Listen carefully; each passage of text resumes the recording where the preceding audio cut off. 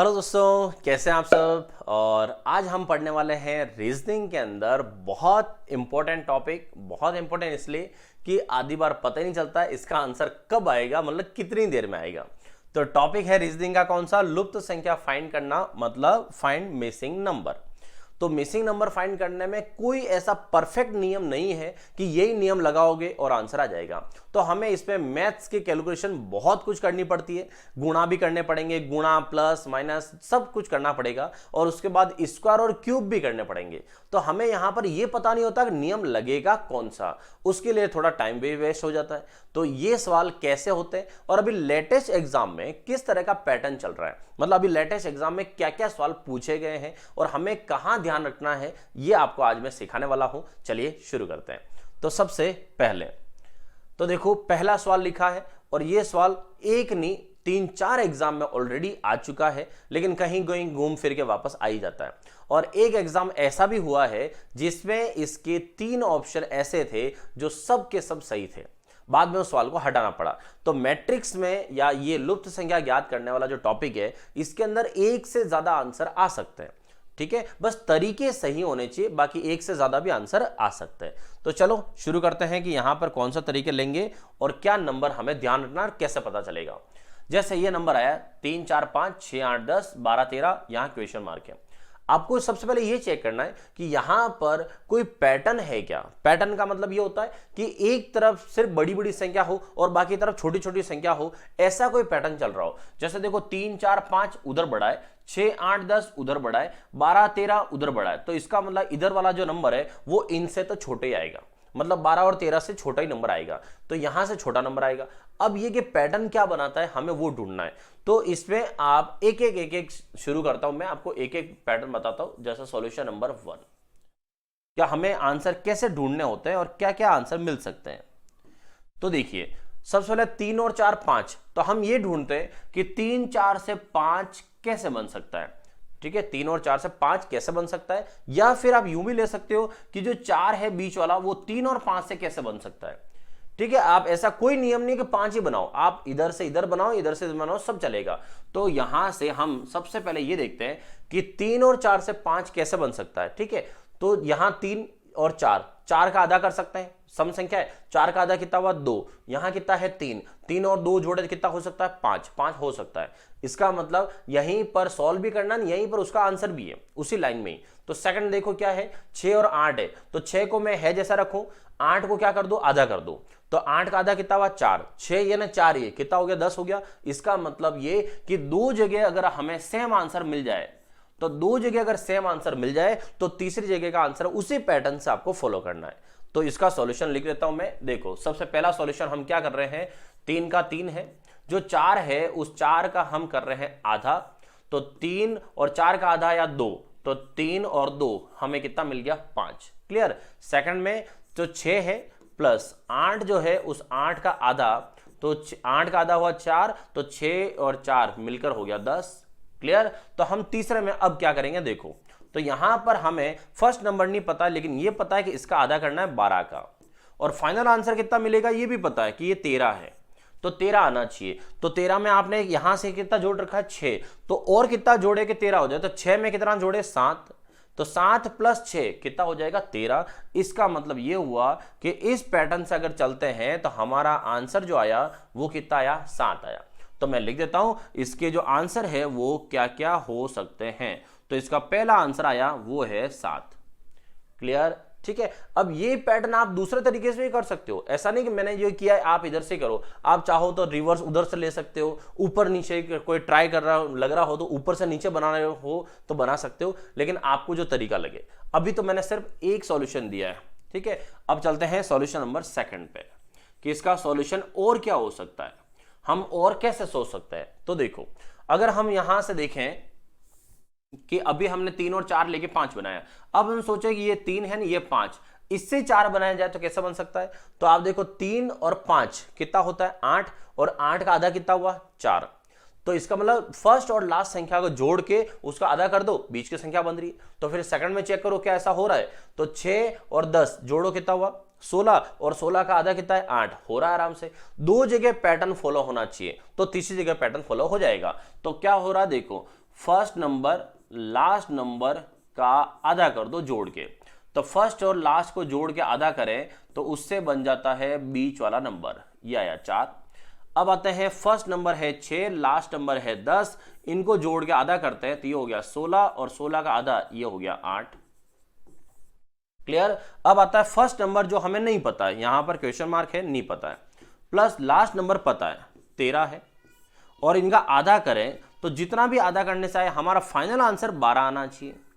तो अब समझो कि 12 आना चाहिए, तो 12 किसका आधा होता है, तो इसका मतलब है इससे पहले यहां पर 24 होना चाहिए, ताकि 24 का आधा करने से हमें 12 मिल जाए, और 24 हमें लाना है यहां जोड़ने से। तो अगर मुझे 24 यहां जोड़ने से लाना है तो आप समझो कि यहां का नंबर क्या होना चाहिए कि जो 24 बना दे। तो 13 में मैं कितना जोड़ूं कि 24 बना दे, तो 13 में मैं कितना जोड़ूं 11, तो 11 प्लस 13 24 हो जाएगा, और 24 का आधा 12 हो जाएगा। इसका मतलब हुआ कि यहां पर हमें कितना जोड़ना पड़ रहा है 11, तो इसका सेकंड आंसर हमें और क्या मिल गया 11 मिल गया। ठीक है, तो 11 और 13 24, और 24 का आधा 12 हो गया। डन। चलो अभी तो 2 ही हुए हैं, अभी देखो आगे। पहले ही पहला सवाल मैं आपको इसलिए ऐसा बता रहा हूं कि ध्यान ना, मैट्रिक्स में सॉल्व करने के तरीके बहुत होते हैं। मतलब सोचो आप एग्जाम में ये सॉल्व कर रहे हो और हो सकता है ऑप्शन में 7 ही नहीं हो, तो आप देखोगे कि मेरा आंसर तो 7 आ रहा है, ऑप्शन ही गलत होंगे। ऐसा नहीं है, हो सकता है उसने ये वाला तरीका सॉल्व ही नहीं करवाया हो और ऑप्शन में दूसरे वाले तरीके दिए हो, इसलिए। चलो अभी तो और आगे बढ़ते हैं। अब आते हैं सॉल्यूशन नंबर 3, तीसरे पे, कि इसका और सॉल्यूशन क्या हो सकता है, तो वो और देख लेते हैं। अब यहां पर जो है ये जो सवाल है ये थोड़ा सा और आगे बढ़ाएं, तो इसको आगे बढ़ाने से हम अब चलते हैं इसके स्क्वायर पे। तो 3 का स्क्वायर, 3 का स्क्वायर, 4 का स्क्वायर और 5 का स्क्वायर करते हैं। तो 3 का स्क्वायर दोस्तों कितना है 9, 4 का स्क्वायर कितना है 16, 5 का स्क्वायर कितना है 25। क्या इनमें कोई रिलेशन है, तो 9 प्लस 16, 9 प्लस 16 कितना होता है 25, और ये सामने कितना लिखा है 25। इसका मतलब क्या हुआ कि 3 square plus 4 square equal to 5 square. मतलब ये है पाइथागोरस जो है उसके सेट, मतलब 3 स्क्वायर और 4 स्क्वायर का योग हमेशा 5 स्क्वायर के बराबर होता है। तो इसका मतलब हुआ फर्स्ट वाले का स्क्वायर और सेकंड वाले का स्क्वायर दोनों किसके बराबर है 5 स्क्वायर के बराबर। एक सॉल्यूशन यहां से ये बैठता है, तो क्या सेकंड भी सही है क्या, तो सेकंड में है 6 square plus 8 square equal to 10 square. हो रहा है नहीं हो रहा है चेक कर लो। तो ये है 36, ये है 64, 8 स्क्वायर और टोटल मिला के कितना हो गया 100। हाँ बिल्कुल बैठ रहा है। तो इसका मतलब 2 जगह बैठ गया है, तो तीसरे को तो हमें बिठाना ही है। तो तीसरा क्या है वो देखो, तो तीसरा कह रहा है कि 12 का स्क्वायर, यहां से 13 का स्क्वायर, 12 का स्क्वायर है 144, 13 का स्क्वायर है 169। और अब आता है कि यहां क्या होना चाहिए, तो 169 हमें आंसर लाना है, ठीक है, जोड़ के लाना है। तो 144 हमारे पास है, 169 लाना है, तो यहां कितना होना चाहिए, तो इसमें से घटा के देख लो कितना और ऐड करें 9 में से 4 5 और 6 में से 4 2। तो इसका मतलब हुआ कि यहां पर कितना जोड़ दो आप 25, 25 जोड़ो 144 में तो 169 आ जाएगा। अब 25 किसका स्क्वायर होता है, तो 25 होता है किसका स्क्वायर 5 का स्क्वायर। इसका मतलब हुआ कि यहां का नंबर कितना हो सकता है 5। तो यहां पर तीसरा आंसर जो आया वो कितना आया 5। क्लियर। अब मैंने आपको शुरू में बोला था कि ये सवाल बहुत सारे एग्जाम में आ चुका है, और एक एग्जाम ऐसा भी आया हुआ है जिसमें 3 ऑप्शन, तीनों के तीनों ऑप्शन में थे, जो तीनों ही राइट है, इसलिए उसको बाद में जाके सवाल को हटाना पड़ा था, डिलीट करना पड़ा था। ठीक है, तो ध्यान रखना एक ही सवाल को आप इतने तरीके से सॉल्व कर सकते हो, आंसर अलग अलग ला सकते हो। तो अब सोचो आपने माना कि फर्स्ट और सेकंड सॉल्व किया, एग्जाम में ये दोनों ऑप्शन में नहीं है, तो हमारा दिमाग वही खराब हो जाता है कि ये क्या है, हम सॉल्व कर रहे हैं ऑप्शन भी नहीं है, इसका मतलब ऑप्शन गलत है, लेकिन हो सकता है उसने ये पैटर्न यूज किया हो। तो इसलिए मैट्रिक्स का सवाल एग्जाम में सिंपल जब तक आंसर दिख जाए ठीक है, अदरवाइज एग्जाम में सबसे लास्ट में करना, ताकि आपका टाइम जो है ज्यादा वेस्ट नहीं हो। लेकिन अब कैसे करने हैं वो मैं आपको पैटर्न आगे आगे हर सवाल में सिखाता रहूंगा कि हर सवाल को कैसे देखा जाता है। ठीक है, चलिए आगे बढ़ते हैं। और तो अगला सवाल है यहां से 3 2 4 48 3 5 1 30 1 2 5 क्वेश्चन मार्क। अब मैंने ऊपर से इधर ही क्यों पढ़ा, क्योंकि इसमें एक पैटर्न बन रहा है, और वो पैटर्न क्या है, वो पैटर्न है ये कि यहां नीचे नीचे जो संख्या है वो देखो बड़ी बड़ी संख्या दे रखी है। इसका मतलब नीचे नीचे संख्या अगर बड़ी बड़ी है तो इसका मतलब फिक्स है फिर कि ऊपर से इन संख्याओं का इससे कोई न कोई कनेक्शन बनेगा। ठीक है, ये पहचानने के तरीके होते हैं। तो ऊपर से यहां कनेक्शन कौन सा बन रहा है हमें वो चेक करना है। तो देखो 48 प्लस तो आने से रहा क्योंकि संख्या तो बड़ी है, तो एक बार गुणा करके चेक कर लो। तो 3 × 2 3 × 2 6, 6 × 4 24, यहां कितना लिखा है 48। बात समझ आ गई होगी, गुणा करने से हम 24 तक पहुंच गए, लिखा 48 है, इसका मतलब क्या हुआ 24 का डबल लिखा है। तो क्या चेक करो सेकंड में है कि नहीं, तो 3 2 4 ये हुआ 24, 24 को 2 से मल्टीप्लाई करें तो ये होता है 48। अब सेकंड में ऐसा है या नहीं है, तो 3 × 5 और इसका मल्टीप्लाई करें 1 से, 3 × 5 15, 15 का 1 से 15 15, और 15 को गुणा करें 2 से, तो 15 × 2 कितना हुआ 30, सेकंड में 30 लिखा हुआ है, इसका मतलब परफेक्ट नियम बैठ गया हमारा। अब यहां दो जगह है, अच्छा ऐसा भी हो सकता है दोस्तों एक और, कभी कभी जैसे ये 2 का गुणा हो रहा है ना, तो फर्स्ट में 2 का गुणा हो जाए, सेकंड में 3 का गुणा हो जाए, तो थर्ड में 4 का गुणा हो सकता है। मतलब एज अ सीरीज के हिसाब से ये सीरीज मतलब पैटर्न चल सकता है, 2 का गुणा, 3 का गुणा, 4 का गुणा, और सेम है तो फिर सेम चलने दो। तो ये पैटर्न है इसके। अब देखो लास्ट वाला 1 × 2 × 5, तो 1 × 2 2, 2 × 5 कितना हुआ 10, और 10 को हम गुणा करेंगे किससे 2 से, तो 10 × 2, 10 × 2 कितना हो गया 20। मतलब इस सवाल का जो आंसर है वो आंसर यहां पर क्या आ जाएगा 20 आ जाएगा। अब इसमें आपको अलग से सोचने की जरूरत नहीं पड़ेगी, क्यों नहीं पड़ेगी, क्योंकि इसमें पैटर्न डायरेक्ट था, मतलब आपने गुणा किया 24 मिल गया, 48 आ ही रहा।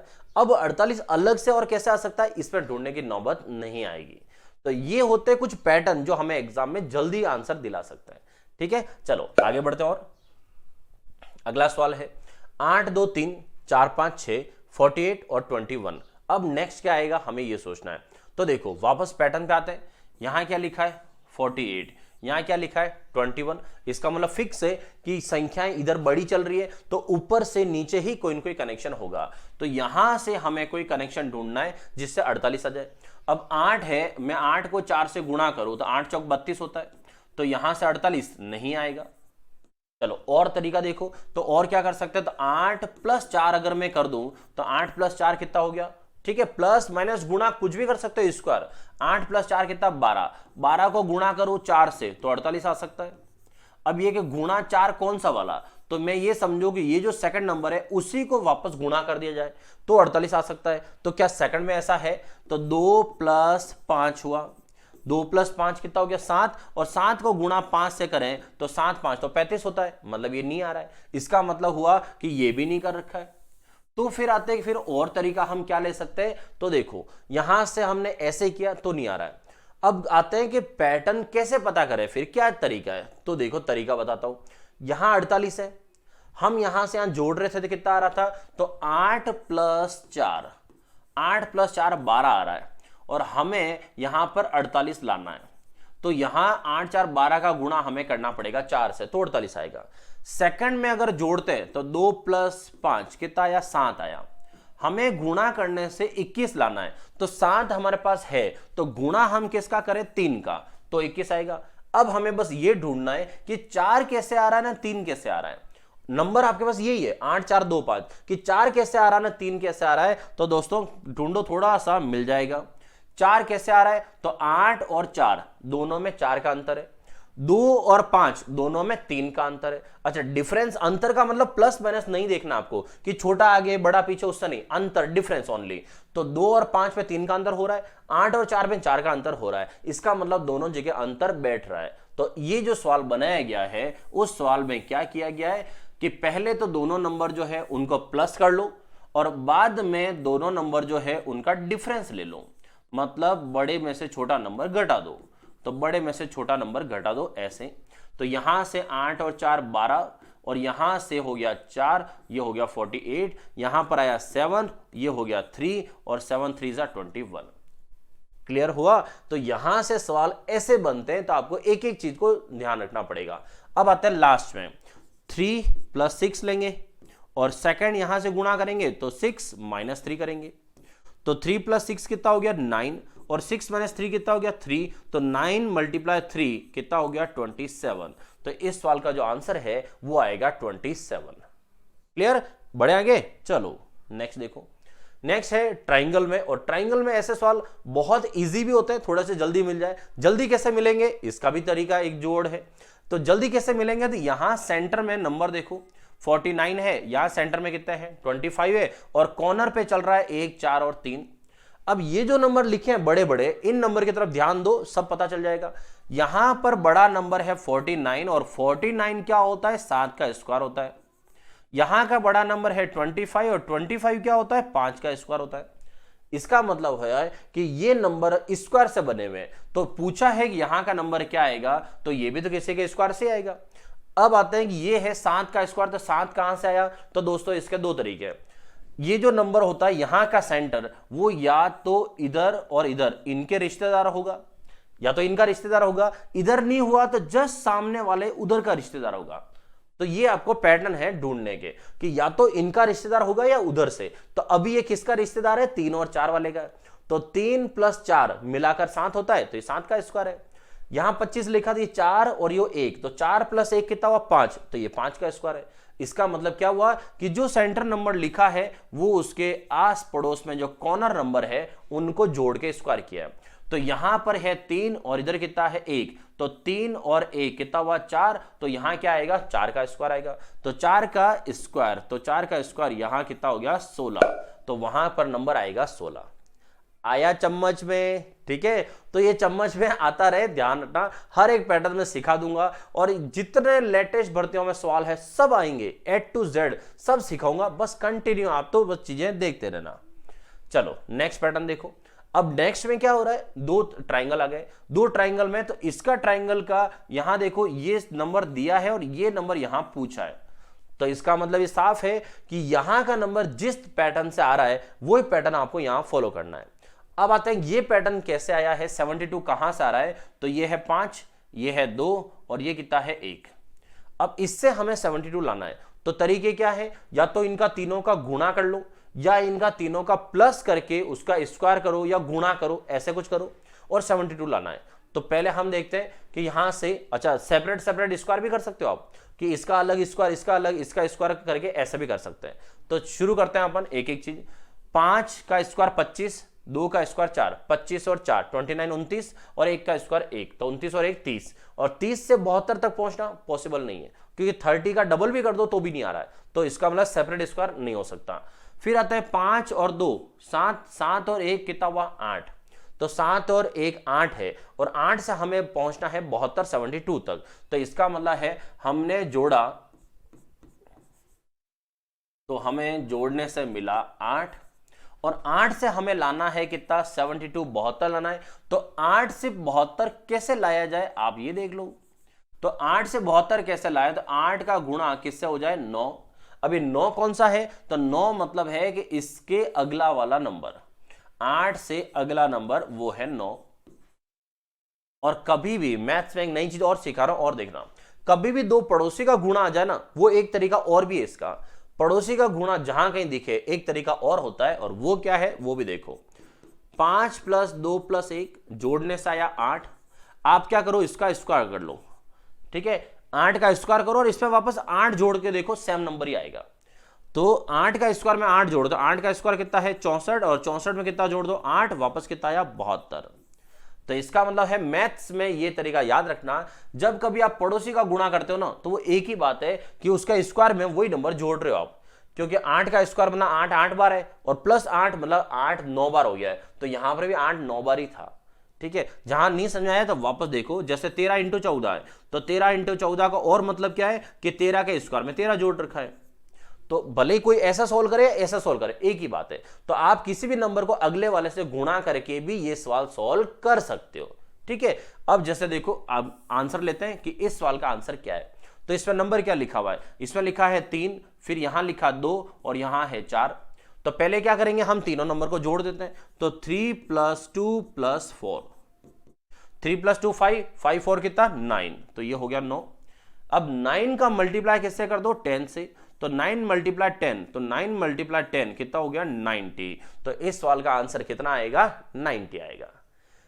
आया समझ में। तो ये होता है, एक पैटर्न को देखो, उससे आंसर कैसे आया वो देखो, और फिर वहां जाके सॉल्व कर लो। नेक्स्ट देखो, और अगला सवाल में क्या लिखा है, 5 3 4 सेंटर सेंटर में लिखा है, और यहां है 2 8 8। तो 288 ये, और यहां पर क्वेश्चन मार्क कर दिया। इसका मतलब वापस साफ है कि हमें इन नंबर से बाहर जो नंबर है उससे 228 कैसे आ रहा है, सेम इधर वो पैटर्न फॉलो करना पड़ेगा। अब एक चीज समझो, 288 इतना बड़ा नंबर अगर आ रहा है तो इतना बड़ा नंबर जो है वो इसके प्लस करने से आएगा या गुणा से आएगा। तो कुछ चीजें बेसिक कर लो कि सिर्फ प्लस से तो आंसर आएगा नहीं, कहीं ना कहीं उसका बड़ा नंबर तो करना ही पड़ेगा। उसके बाद सेपरेट सेपरेट स्क्वायर कर ले तो क्या क्या हो सकता है, तो तरीका देखो, 5 का स्क्वायर प्लस 4 का स्क्वायर प्लस 3 का स्क्वायर से हम नहीं पहुंच पाएंगे, जोड़ने की जरूरत ही नहीं है, क्योंकि हमें पता है कि इतना छोटा नंबर 5 का स्क्वायर 25 है, उसमें 16 और 9 जोड़ने से नहीं आ सकता, उससे 50 आता है। तो इसका मतलब है हमें संख्या जोड़ो, तो 5 और 4, 5 4 9, 9 और 3 कितना हुआ 12। अब 12 से हमें 288 पे पहुंचना है, तो पहले प्लस करके चेक कर लेते हैं। 5 प्लस 3 प्लस 4, 5 और 3 8, 8 और 4 12। अब आते 12 से क्या करेंगे, तो 12 से स्क्वायर कर लो एक बार ताकि नंबर थोड़ा सा बड़ा मिल जाए। तो 12 का स्क्वायर हुआ 144, 144, और यहां जो नंबर है वो है 288। तो इसका मतलब ये नंबर अब तो आपको नजरों से साफ दिख गया होगा कि 144 288। इसका मतलब साफ दिख रहा है कि इस नंबर को 2 से गुणा कर दो तो ये हो जाएगा यहां से आंसर। तो क्या पैटर्न बना दोस्तों कि जो नंबर दिए हैं उनको प्लस करके उसका स्क्वायर करो और स्क्वायर करके उसका स्क्वायर का डबल कर लो, तो स्क्वायर का डबल करने से आपको आंसर मिल जाएगा। तो नेक्स्ट वाला में देखते हैं, लास्ट में है 1 1 प्लस 2 और प्लस 6। तो 1 प्लस 2 प्लस 6, तो 1 और 2 कितना हो गया 3 3 6 9, ये 9। तो 9 का स्क्वायर करते हैं, तो 9 का स्क्वायर कितना हो गया 81, और 81 का कर देते हैं डबल, तो 81 का डबल कितना हो गया 162। तो इस सवाल का आंसर कितना है 162 है। आया समझ में, ठीक है। तो यहां से ये 162 बनेगा, ऐसे लाना है। चलो और आगे बढ़ते हैं। अच्छा हाँ, एक चीज और जानना, कभी अगर सवाल सोचो, यहां देख के मुझे ऐसा लगा कि अगर कभी एग्जाम में ऐसा सवाल आता, ठीक है, देखना 1 या 6 2, यहां मैं लिख दूं 162, और यहां आपसे पूछूं कि 5 3 और 4, मतलब सवाल रिवर्स कर दिया है कि ये पहले दिया ना वो बाद में दिया हो। अगर ऐसा होता और फिर आपसे पूछा जाता कि इसका आंसर क्या है, तो मैं बता रहा हूं बहुत सारे स्टूडेंट ऐसे होंगे जिनके दिमाग में एक चीज आई होगी कि सर ये तो 1 6 और 2 लिखा हुआ है, मतलब 1 तो ये वाला, 6 ये वाला ना, 2 ये वाला, तो ये तो इधर से इधर कर रखा है, तो इसका आंसर वो क्या परोस देंगे, ये 5 ये 4 और 3 543 543। आया समझ में। तो कुछ लोग जो है इसका आंसर सीधा सा ऐसे निकालना चाहते हैं कि जैसा सीधा हलवा सवाल आया है और हलवा सवाल परोस दिया, ये लो हलवा बना बनाया परोस दिया। तो ऐसा कभी मत करना, ठीक है, ध्यान रखना। जब भी कोई सवाल आए तो उसका पैटर्न ढूंढना मैथ्स का लॉजिक से। ऐसा नहीं कि मैथ्स का लॉजिक गया उधर, आपने सीधा सा मूवी में जैसा देखा होगा कि एक गोली यहां से चल रही है, फिर बंदा घर से उठ के आ रहा है और उस बंदूक की गन मतलब गोली को, बुलेट को रोक रहा है, घर से उठ के आए। तो ऐसा लॉजिक यहां मत लगाना, ठीक है, अपने मैथ्स का लॉजिक जरूर लगाना। ठीक है दोस्तों, बड़े अगले सवाल की तरफ। तो देखो अगला सवाल क्या है, इसके चलते यहां पूछा है तो यहां का सेंटर नंबर क्या है। अब देखो आपके पास 2 पैटर्न आ गए, तो 2 पैटर्न दिए और तीसरा पैटर्न आपसे पूछा है, तो 2 हिंट आपके पास पहले से अवेलेबल है। अब आते हैं कैसे, यहां का सेंटर नंबर कितना है 15 है, लेकिन यहां का सेंटर नंबर 100 है, तो इसका मतलब वो नंबर बहुत बड़ा है। अब यहां से देखो कैसे आ सकता है 15, तो यहां पर जब कभी ये पैटर्न आए, ये डिजाइन आए, तो ध्यान ना, इसका रिलेशन इसके साथ होगा, इसका रिलेशन इसके साथ होगा, मतलब रो एंड कॉलम वाली बात है। लेकिन उससे हमें बीच वाला 15 लाना, कैसे, तो 6 इंटू 2 करूं तो 6 इंटू 2 12, 3 इंटू 4 करूं तो 3 इंटू 4 12, तो 12 और 12 मिलकर 15 नहीं ला सकते। अंतर देखते हैं, 6 और 2 का अंतर आया 4, 4 और 3 का अंतर आया 1, इधर का अंतर 4 है, इधर का अंतर 1 है, तो 4 और 1 5, तो 4 प्लस 5 में 4 प्लस 1 5 करूं, फिर 5 को मैं 3 से गुणा करूं तो जाके ये आ सकता है। तो इधर चेक करो क्या हो सकता है, 11 और 8 में 3 का अंतर है, 7 और 6 में 1 का अंतर है, तो 3 और 1 का अंतर तो 4 ही हुआ, 4 से 100 लाना पॉसिबल ही नहीं है। तो इसका मतलब हुआ कि यहां से न तो गुणा से हो रहा है न प्लस से हो रहा है, तो गुणा से भी नहीं हो रहा है ना प्लस से भी नहीं हो रहा है, तो हमें आगे बढ़ना पड़ेगा। और आगे एक तरीका है, वो है कि जो बाहर बाहर के नंबर है इन सबको जोड़ लो।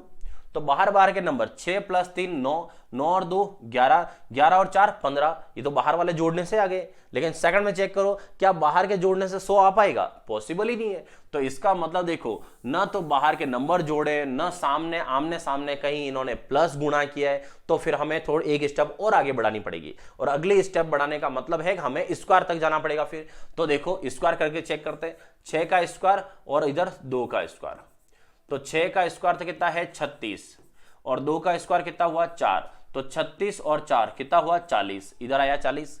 इधर भी चेक कर लेते हैं, 3 का स्क्वायर प्लस 4 का स्क्वायर, फिर देखते हैं अगर ये भी नहीं हुआ तो आगे बढ़ेंगे। तो 3 का स्क्वायर आया 9, 4 का स्क्वायर आया 16, 16 और 9 कितना हुआ 25। तो यहां से पहले वाले में जोड़, यहां स्क्वायर करने से जोड़ा तो 40 आया, दूसरे में 25 आया, तो 40 और 25 का डिफरेंस अंतर, यहां अंतर कितना आ सकता है 15 आ सकता है। तो फिर सेकंड में चेक करते हैं कि यही चीज वहां पॉसिबल है क्या। तो यहां से 11 का स्क्वायर लेते हैं प्लस 8 का स्क्वायर, तो 11 का स्क्वायर हुआ 121, 8 का स्क्वायर हुआ 64, इनको जोड़ा जाए तो ये हुआ 185।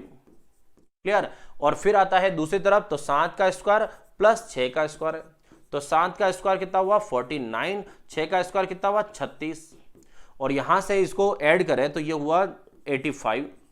तो यहां से आ रहा है 185, ये है 85, तो दोनों का डिफरेंस चेक करें तो दोनों का डिफरेंस कितना हुआ 100, ये बैठ गया परफेक्ट आपका 100। इसका मतलब हुआ कि आमने सामने जो संख्या है उनका क्या कर रखा है स्क्वायर, और फिर उनका लिया है डिफरेंस। तो लास्ट सवाल में चलते हैं, लास्ट वाले का आंसर क्या आएगा फिर। तो लास्ट वाले में देखो 1 का स्क्वायर प्लस 7 का स्क्वायर, 1 का स्क्वायर 1, 7 का स्क्वायर 49, मतलब ये आया 50 50। और इधर वाला में देखा है तो 9 का स्क्वायर प्लस 10 का स्क्वायर, तो 9 का स्क्वायर 81, 10 का स्क्वायर 100, मतलब हो गया 181। अब इनका डिफरेंस देखें, डिफरेंस का मतलब हमेशा प्लस माइनस मत देखना, बड़े में से छोटा घटाना बस। तो 181 में से 50 घटाओ तो ये हुआ 131, तो इसका आंसर आना चाहिए 131। तो ऑप्शन नंबर यहां से ये 131। ठीक है, तो ये थे आपके मैट्रिक्स का सिर्फ पहला पार्ट, मतलब एक शुरुआत मैट्रिक्स की। मैट्रिक्स का टॉपिक बहुत अच्छा होने वाला है, बहुत बड़ा होने वाला है और शानदार होने वाला है, क्योंकि इसमें हमारा दिमाग के घोड़े बहुत घूमने वाले हैं। तो यहां से स्क्वायर नहीं याद हो तो स्क्वायर याद कर लेना, स्क्वायर और क्यूब अच्छे से याद होंगे तो आपको सवाल करने में आसानी रहेगी। ठीक है, तो ये था मैट्रिक्स का सिर्फ पहला पार्ट। अब इसका अगला सेकंड पार्ट, थर्ड पार्ट जो भी हम आगे पढ़ेंगे सेकंड थर्ड में, थोड़ा थोड़ा पढ़ो, रोज पढ़ो, अच्छी प्रैक्टिस करो, जो भी कोई एग्जाम आ जाए बस पहले एग्जाम में निकल जाओ। ठीक है दोस्तों, रोज मैं मैथ्स और रीजनिंग की वीडियो आपके लिए बना रहा हूं, तो कंटिन्यू मेरे साथ बने रहो। ठीक है, मिलते हैं अगली वीडियो में।